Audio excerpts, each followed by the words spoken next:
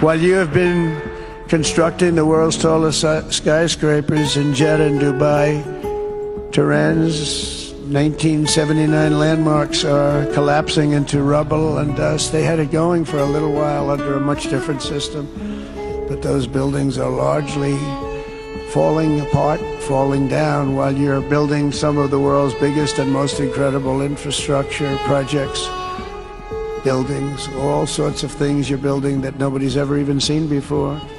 Iran's decades of neglect and mismanagement have left the country plagued by rolling blackouts lasting for hours a day. All the time you hear about it.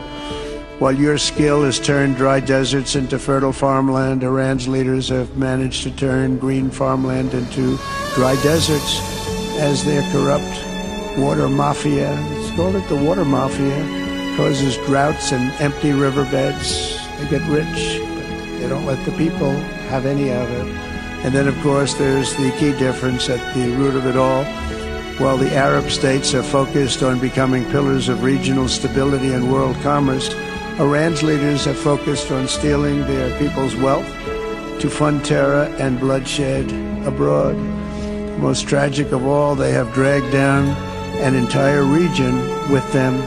Countless lives were lost in the Iranian effort to maintain a crumbling regime in Syria. Look at what happened with Syria.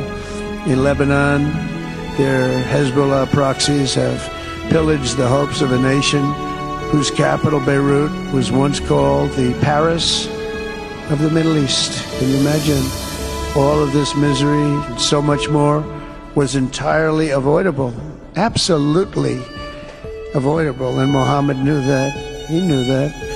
Smart people knew that. If only the Iranian regime had focused on building their nation up instead of tearing the region down.